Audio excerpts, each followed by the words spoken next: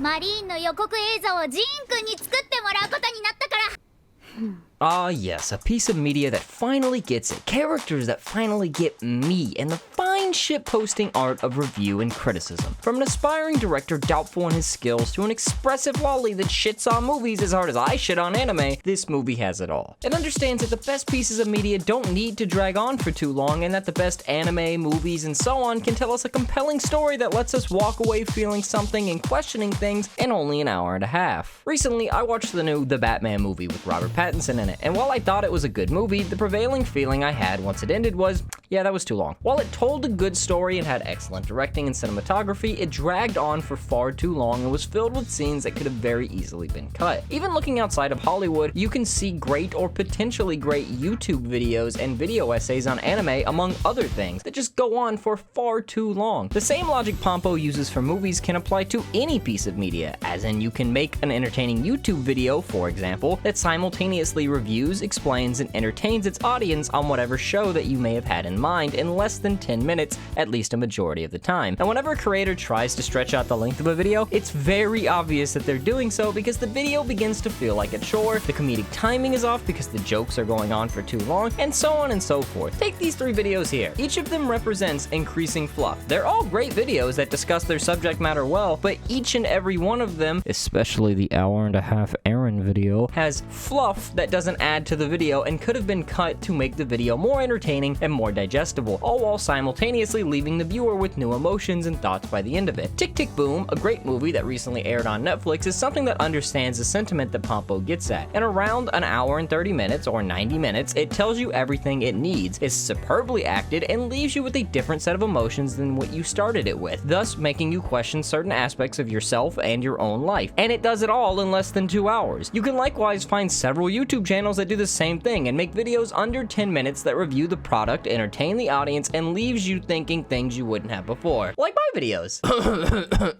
Pompo does the same. It makes you question how you analyze and watch movies and media in general, and how something as insignificant as runtime, something that most people don't pay much mind to, can make the biggest difference. All the while, it delivers a compelling story that's different from the normal follow your dreams plot. Instead, it's about having already gotten to the point where you can achieve your dreams and how you go about doing so, whilst intrinsically understanding the nature of storytelling and effortlessly explaining that understanding to the audience at the same time. That explanation is done through some incredible visuals, some of the best transitions I've ever seen, and through showing, not telling, as of course the movie that's about being short and to the point isn't going to Jujutsu Kaisen you. God, I fucking hate how much they talk in that show. And that's one of the best parts about this movie, is that the way it explains its stance on storytelling is by filming a movie within a movie. It's absolutely genius. The main character, Gene, achieves his dream of becoming a director for a film, but now he has to craft his idea of the perfect movie and not let down his idol, Pompo, who was also the scriptwriter for said movie. The movie drives home the message of how a creator creates, how you always seek to make the perfect thing, but that really you're endeavoring to impress a certain person or a certain group of people, as Gene is in this movie by trying to impress Pompo and create the perfect film that would also impress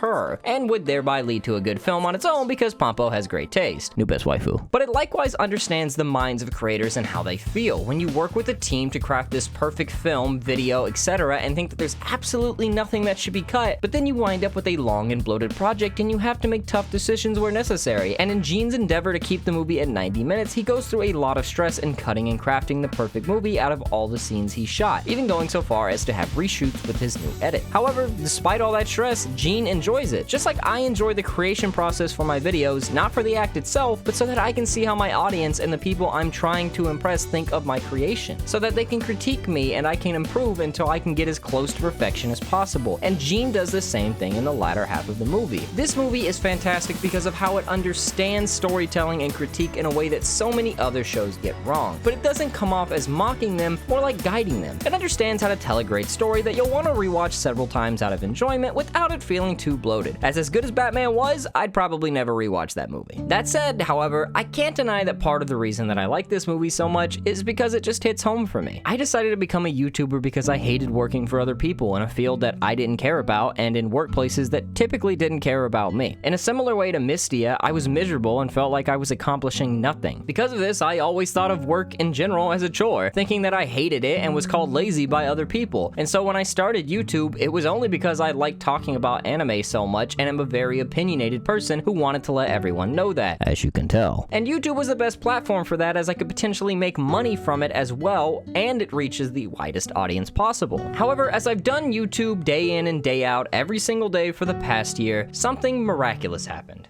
I enjoyed it.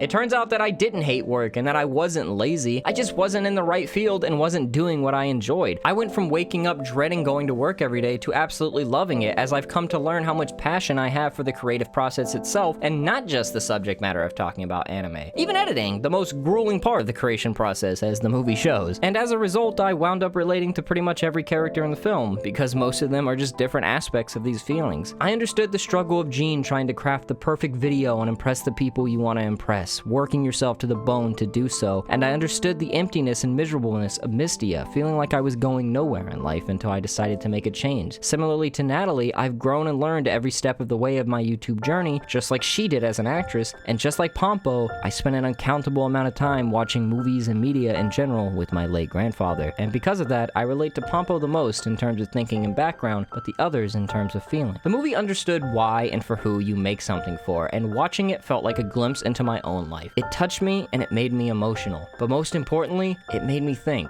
What was my favorite part about the movie? 上映時間が90分ってところですね。